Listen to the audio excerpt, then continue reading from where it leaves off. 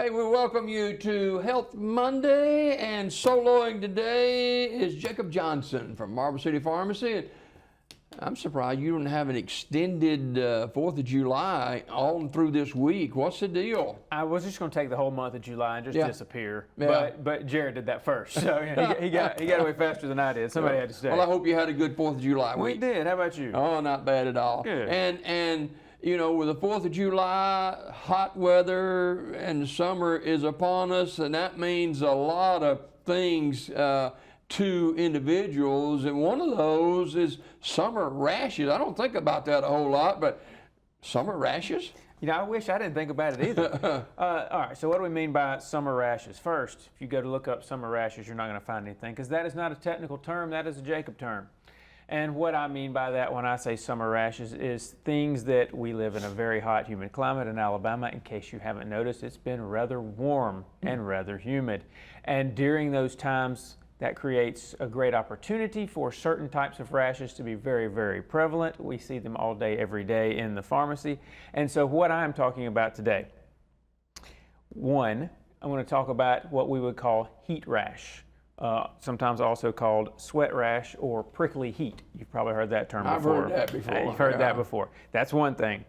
The other one I want to talk about are generically termed fungal rashes, rashes caused by fungus. And the reason I'm talking about these two, again, other than that they happen in the hot summer in Alabama, is that they can look exactly the same. The symptoms can be exactly the same. Both of them are generally red, small bumps, itch like crazy, burn like crazy. You get hotter and sweatier, they start itching and burning even more. And so somebody describes one of those two things to me or wants to show one of those two things to me at the store, and I'm thinking they're very difficult to distinguish between, but also extremely common. Pretty common, are they? Oh yeah. You know, not talking today about other things we get a ton in the summer, sunburn, poison ivy, those things, you can see those, you know those. But these two, the heat rash or prickly heat and the fungal rash, they look and act the same and common, yes.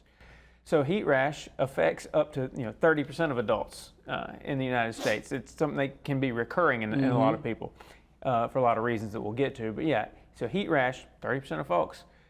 I saw an estimate yesterday that in terms of fungal rashes, now I don't know how you can verify this. This is probably not true, but I read it on the internet, so of course it's true. That at any one time across the world, 25% of adults have a fungal rash. That's just how common fungal rashes are. We get them all the time. They're not uncommon at all. So 25% of the people all the time got a fungal rash. Can I ask you something? Yeah. What is a fungal rash? Okay, very good.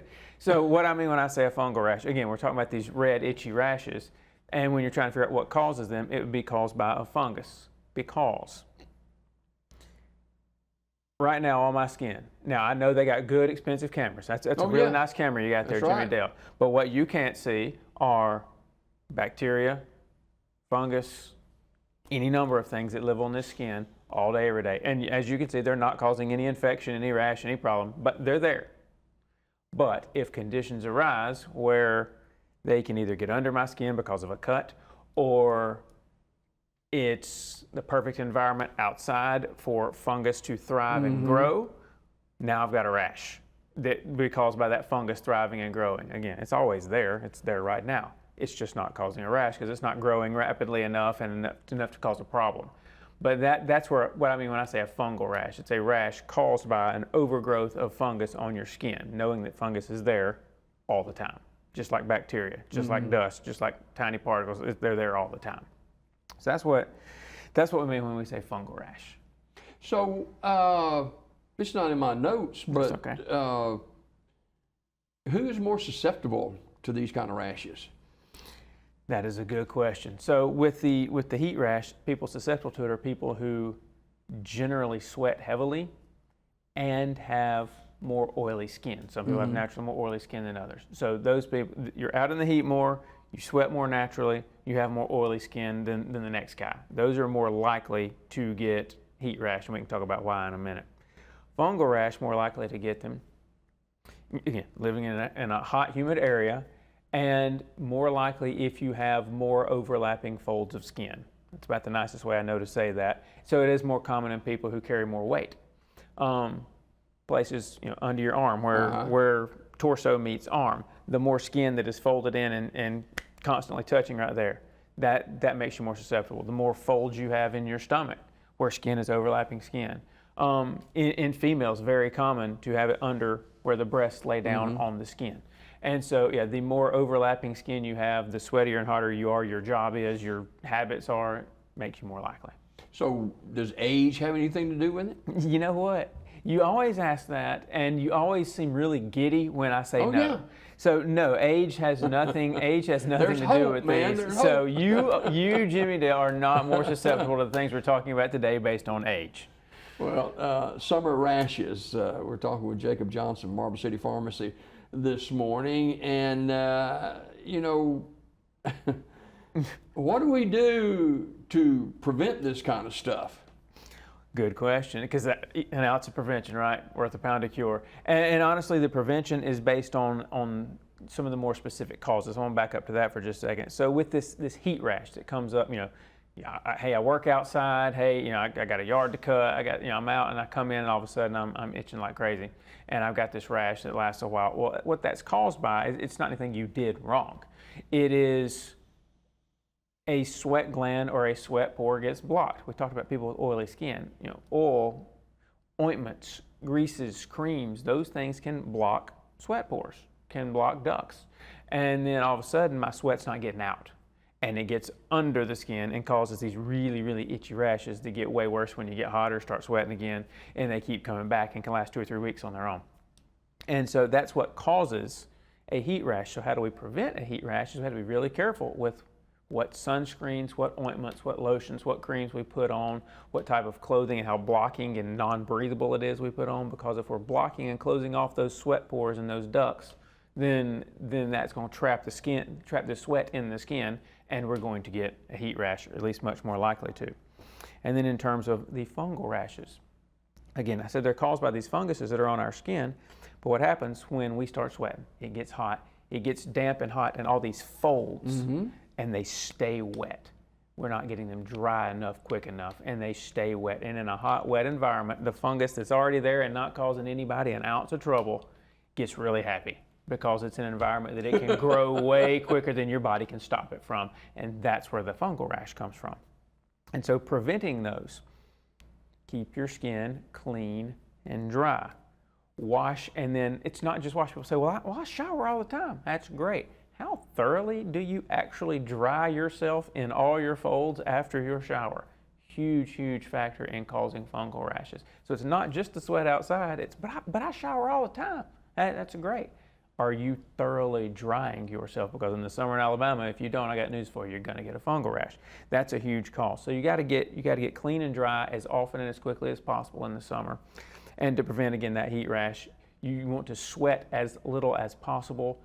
It's the summer, you're gonna sweat. If you have some options of when to do your yard work, don't go out there and do it at 2 o'clock. Yeah. Don't be that guy. I see that guy all the time. Don't be that guy, because you're sweating so profusely. There's only so much your body can do to keep all the pores active and open. So preventing them is what time of day I'm outside, lighter, more breathable clothing, which prevents both of these types, drying myself off thoroughly and keeping myself clean and dry as thoroughly as possible.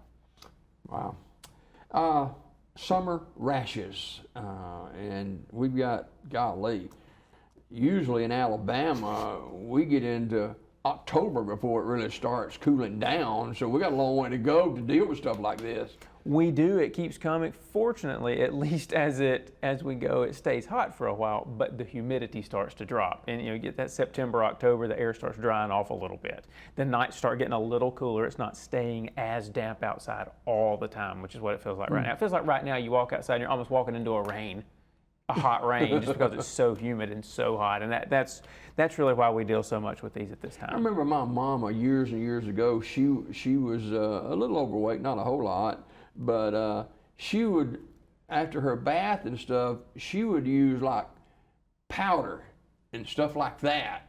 And, she'd just put that powder all over her, man. And I don't know if that's a good way to treat summer rashes or not. Well, okay, let's talk about treatment, and I want to come back to that at the end, because that's an important one. I actually really like that one. Good question, Jimmy. I know, I'm shocked. All right, so no, good question. How to treat these things? Well, again, this is why I'm talking about 2 things at once today. They look the same. The symptoms are the same, but the causes are different, and so the treatments are different. And so the other reason I'm talking about this today that I didn't bring up yet is we talked about how common they are, and I gave some numbers. But that's not why I'm talking about it. I'm talking about it because there's not a day that goes by. There's barely an hour that goes by in the pharmacy, and it'll be multiple times today that someone will call or come in and start describing a rash to me or showing me a rash. That's amazing. Which is my favorite part of the day, right? Yeah. On a Monday morning. Oh yeah, bright and early. and they'll describe it, and they'll talk about when it itches more, when it itches less, and I'll look and see what it looks like if they're there.